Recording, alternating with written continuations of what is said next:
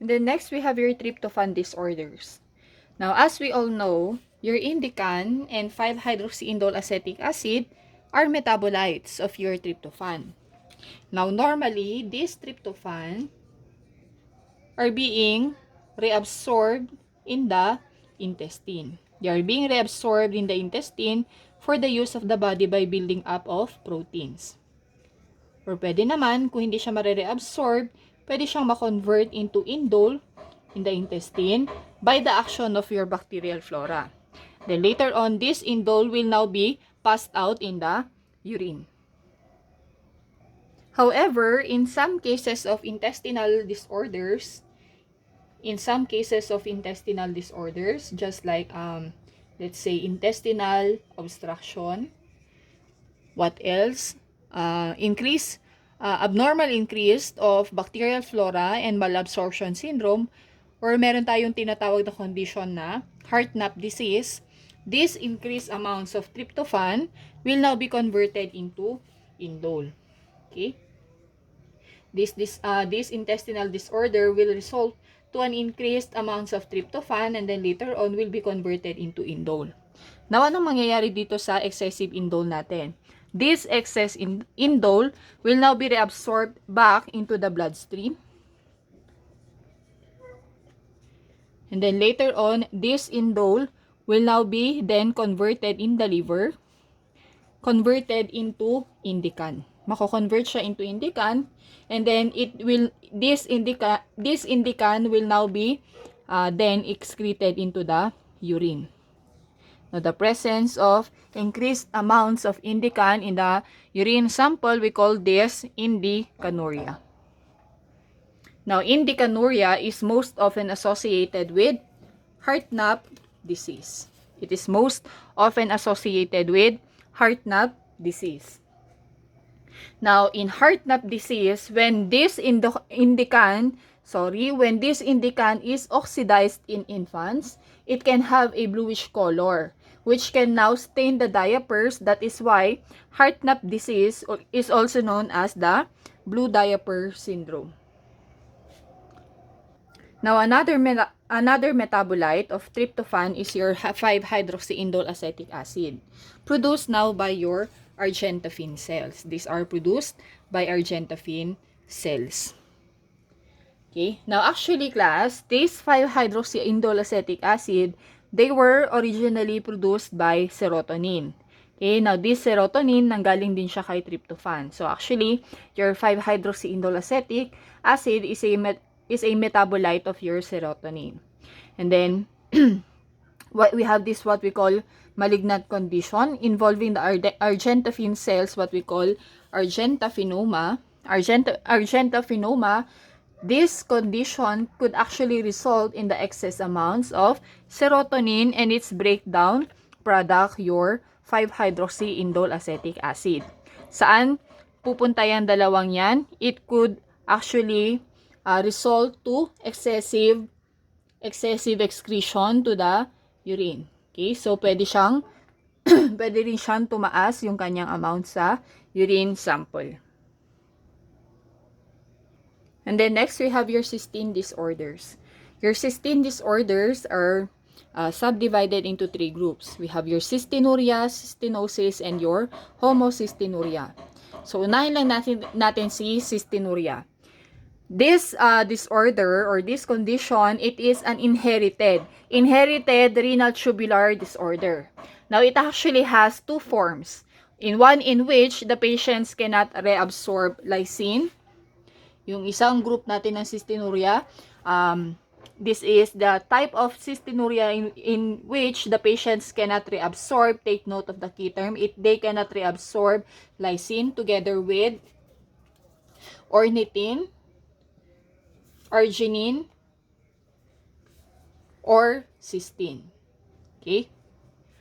And then another form in which only cysteine and lysine cannot be reabsorbed. Okay? Now, the patients with this condition are most likely to have pathological urinary cystine or crystals. Okay? Or pwede rin class, ang cystinuria natin, associated din yan with the formation of renal calculi, specifically your cystine type of renal calculi. Again, uulitin ko, patients with this condition, they are most likely to have pathological urinary cystine crystals and renal calculi. And then next, we have your cystinosis. Your cystinosis naman, class, this is caused by defective cellular metabolism of cystine. Now, because of this one, due to defective cellular metabolism of cystine, it causes now a deposition of cystine crystals in many cells of the body. Now, dahil meron deposition of these crystals, the patient may also have Fanconi syndrome. Kung naalala nyo si Fanconi syndrome, it is associated with generalized defective reabsorption, especially in the proximal convoluted tubule. Now, bakit associated siya with Fanconi syndrome? Now, because now of the deposits of these cystine crystals in the cells of the PCT, it will now interfere with the reabsorption of substances. Now, there is actually a milder form of cystinosis. It has no kidney involvement, although the patient may manifest polyuria and positive urine test for reducing sugars. And then lastly, we have your homocystinuria. Now, as the name implies, this condition refers to an increased homocysteine due to the defect in the metabolism of amino acid methionine. Okay, so yun ang main problem natin. It is due to the defect in the metabolism of methionine. Now, homocystinuria, class, it can actually result in failure to thrive. Okay, failure to thrive together with cataracts. Pwede mag-develop ng cataracts yung ating patient. Okay, also mental retardation, and it is also associated with development of thrombosis and even death. Okay, so pwede siyang fatal to the patient.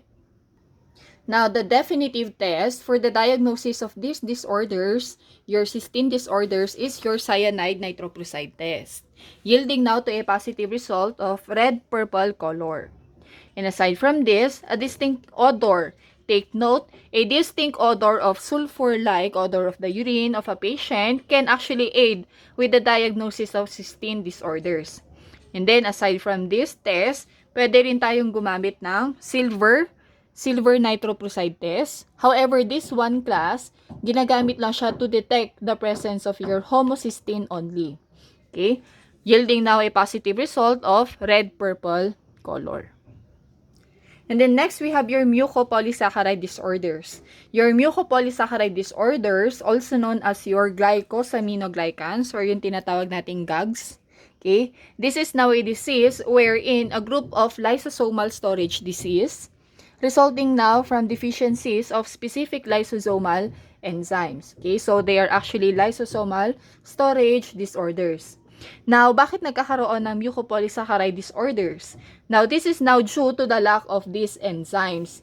Okay, we have these specific enzymes, okay, specific enzymes which is now essential for the metabolism of these polysaccharides. Now, these metabolites will accumulate now in the lysosomes of the connective tissues, and then some of it will be excreted in the urine. Kaya important natin na pag-usapan ang mucopolysaccharide disorders kasi meron tayong mga GAGs na tinatawag natin na they manifest excessive or rather accumulation of their metabolites, specifically of their polysaccharide metabolite na nag-accumulate sa urine.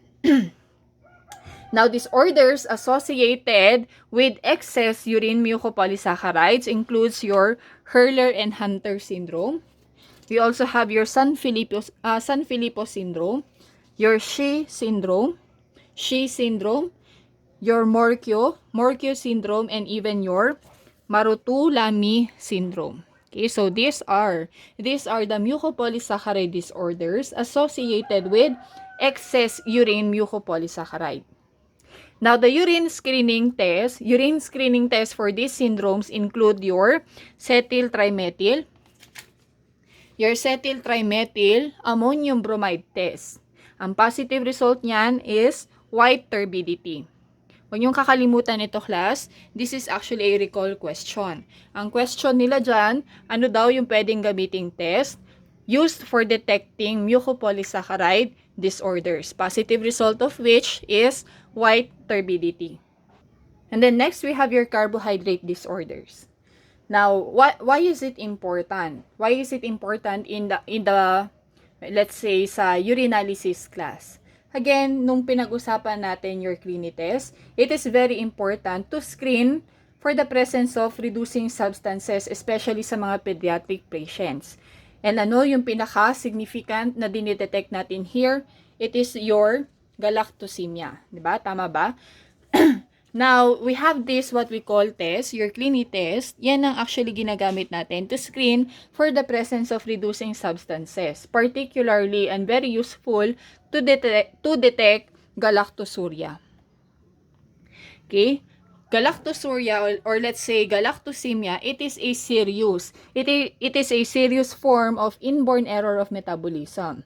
Although other reducing carbohydrates can be detected like your lactose, your fructose, and even your maltose, and etc. But it do not cause severe effects as compared to your galactose.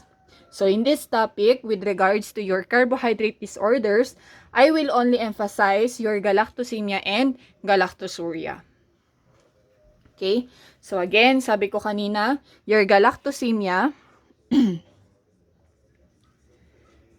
Galactosemia is an inborn error of metabolism, usually caused by a deficiency of the enzymes needed for the metabolism of galactose.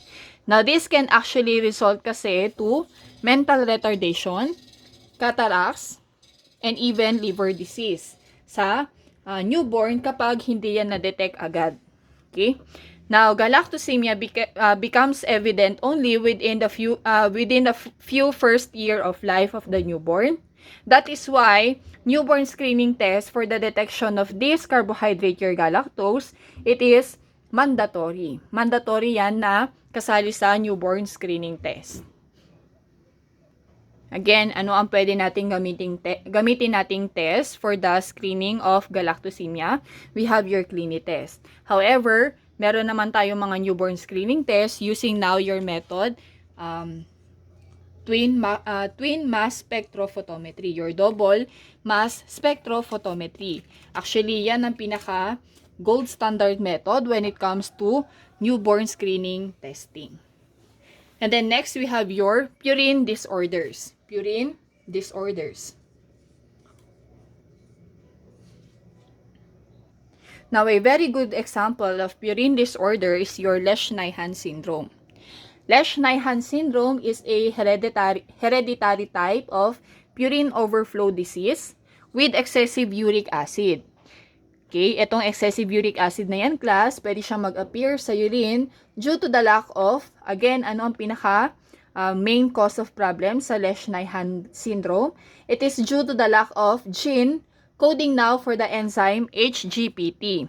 Again, what is the meaning of your HGPT? Hypoxanthine guanine phosphoribosyl transferase.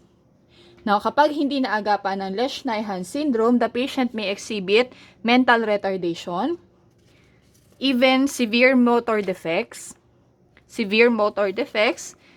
development of gout also, renal calculi, particularly uric acid type of renal calculi, and according to some references, patients with this kind of condition, they have the tendency to towards self-destruction. Okay? Now, one of the initial symptoms is the observation. Of uric acid crystals. I am referring to the pediatric patients class, yung mga newborn pa lang. Okay? Ano yung kanilang mga initial symptoms? Okay, when it comes to urinalysis, very important, the observation of uric acid crystals resembling now orange sand. Okay, orange sand in the diapers of the pediatric patients. And of course, the presence of uric acid crystals in the urine of patient can help in the diagnosis of this syndrome. Okay, so kung meron tayong blue diaper syndrome associated with your heart-napp disease, we have this orange sand diapers naman. Pag sinabing orange sand, ano ang maalala natin? Your Lesch-Nyhan syndrome.